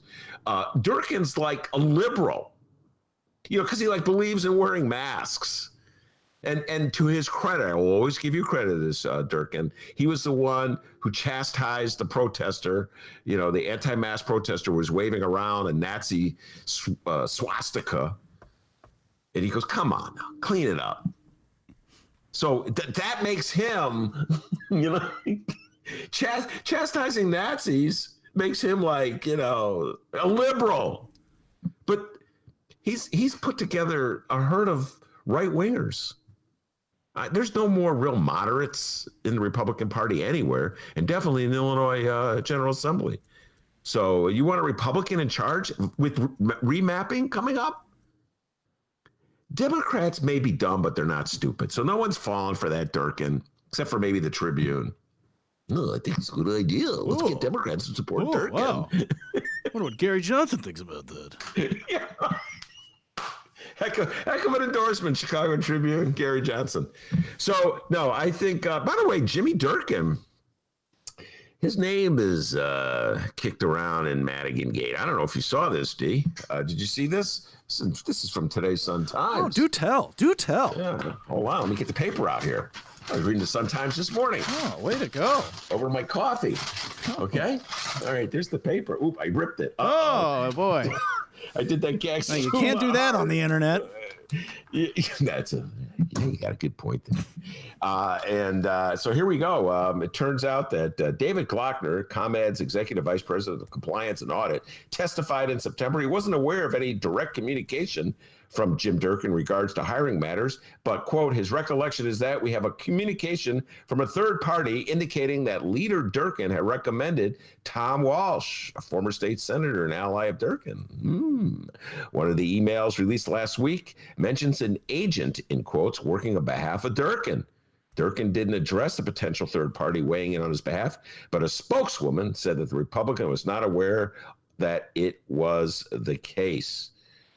In other words, maybe Commonwealth Edison was looking out to take care of Jimmy D, just like they took care of Michael Madigan. Folks, let me just tell you this right now. I'll say this 100 times.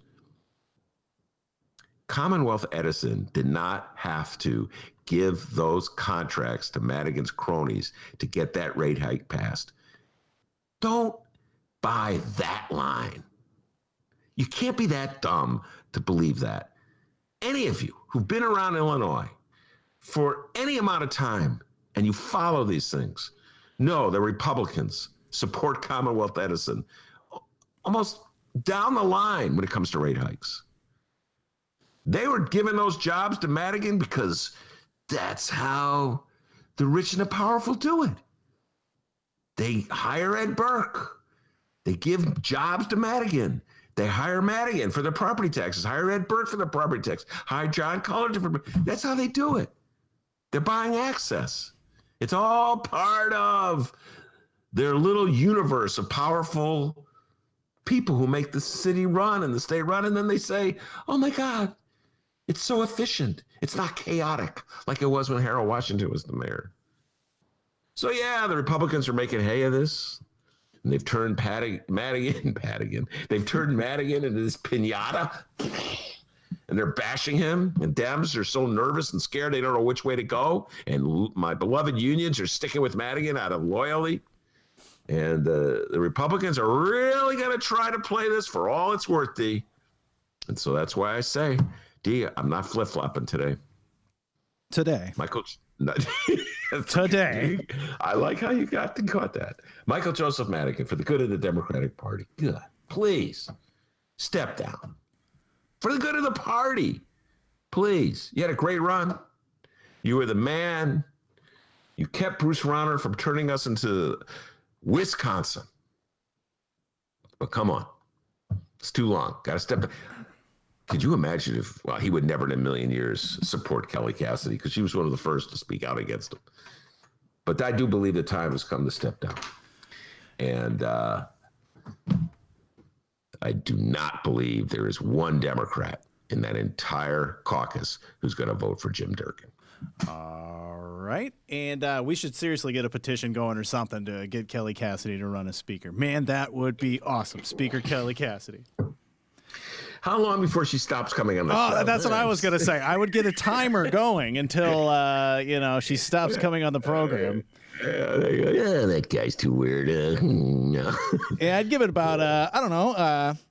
You know what? I'm going to be an optimist. A year. I give it a year. Year? Yeah, Okay. a year. How about that? 1 year. Okay. And Ben, give us a percentage here. What are the chances of old Jimmy D, the Durkinator, Jim Durkin, becoming the next Speaker of the House? Negative 4,052. Wow, not even close.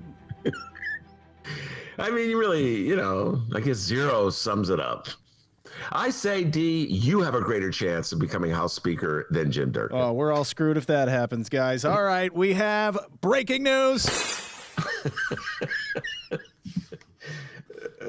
A lot of our Illinois Republican friends are still loving them some Donald Trump. No collusion.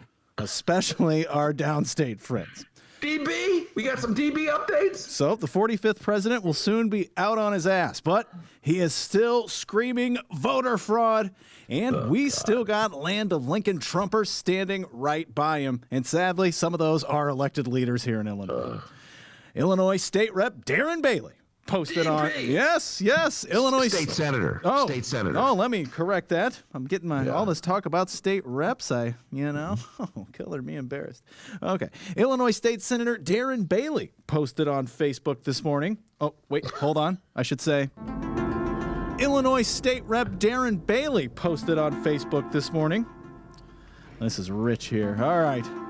He says, here in Illinois, friends, this whole situation with this illegal voting, this voter fraud, friends, it's real. It's very real. Wow. I am really encouraged because there are several Republicans who have run and were narrowly defeated up in the, I'll call it, the Chicagoland area, the northern part of the state, who are going to be calling for some recounts. This is good. That is the brown line. Good God. DB didn't have to worry about the brown line. No. On the other hand, he does if he had a podcast, he'd be doing it from the farm, and you would have cows. Oh, he'd be dealing with something else brown.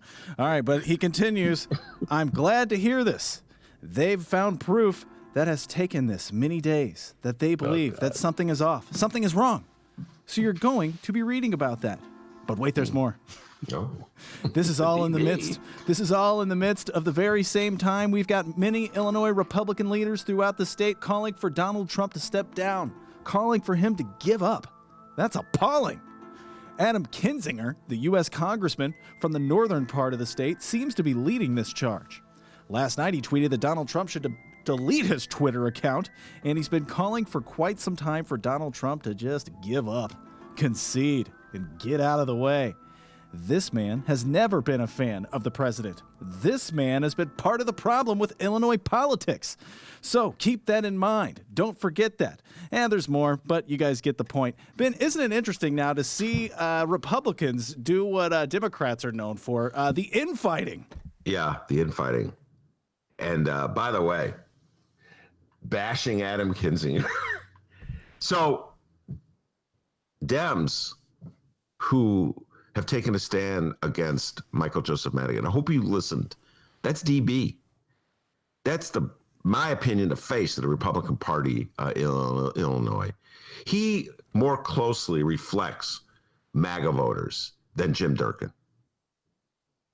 DB is the man for Republican. DB and Rod Blagojevich. Those are the two most prominent Republicans. Oh, excuse me. He's a Trumpocrat, Blagojevich. That's your Republican Party.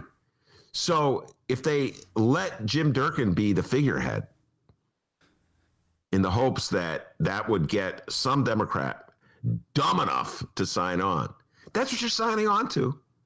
There you go. There you go, Dems. I know you don't like Madigan. That's okay. You want him to step down. That's fine. Vote for Jim Durkin. That's your boy right there. Darren Bailey. That's your guy. So, by the way, he didn't go far enough, Darren Bailey. It's one thing to rip Adam Kinzinger, the Republican congressman from the 16th Congressional District in Northern Illinois.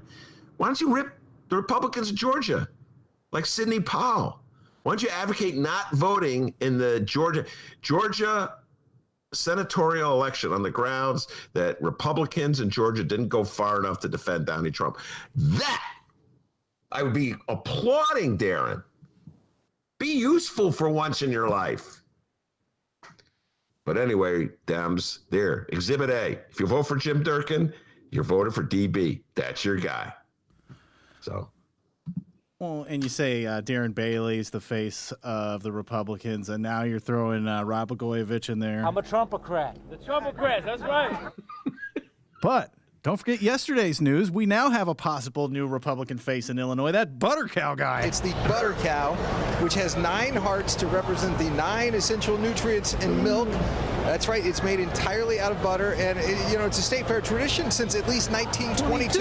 Oh, I'm sorry. I mean man cow. That is correct. Yeah. Oh, yeah. How can I forget Man Cow? Yeah. There you go. DB, Man Cow, and Rod Blagojevich. That's your Republican Party in Illinois. Hey, Kelly Cassidy, you thinking of voting for Durkin? I don't think so. Hey, anybody thinking of moving? There's your Republican Party, ladies and gentlemen. What a threesome. I forgot. How can I forget Man Cow? How can you forget Man Cow? Yeah, he's going to bring back prayer in school. That'll really save a lot of, well, that's what we need, prayer in school. And we're not even in school because we're in the middle of a pandemic. Prayer at home.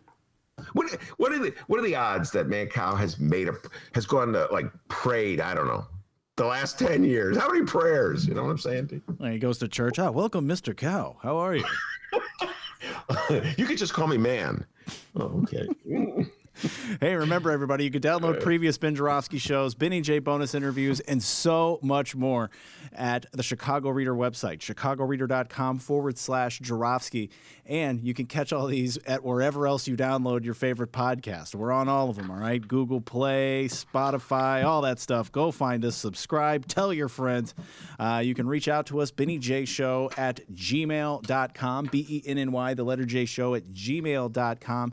You can always find us at Benny J Show on Facebook, Twitter, or Instagram. Shout out to Pat Whalen for helping us out on that, as always. And you can call the Ben Joravsky Show. It's true. We have a phone number, 708-658-4788. That number again, 708-658-4788.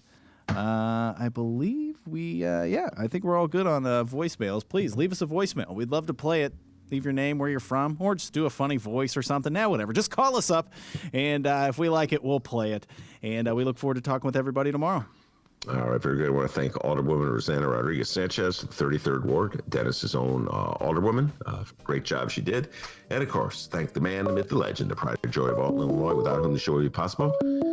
And as everybody knows, as Man Cow and DB Darren Bailey will tell you back home in Alton, they call him Dr. D. Give yourself a raise, take another penny cash. See you tomorrow, everybody.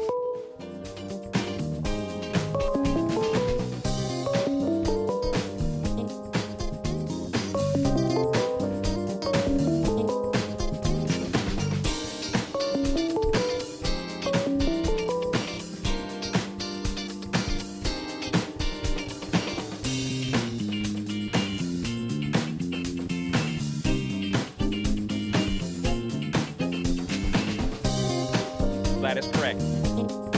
That is correct. That is correct. It's the butter cow, which has 9 hearts to represent the 9 essential nutrients in milk. That's right, it's made entirely out of butter, and it's a state fair tradition since at least 1922. That is correct.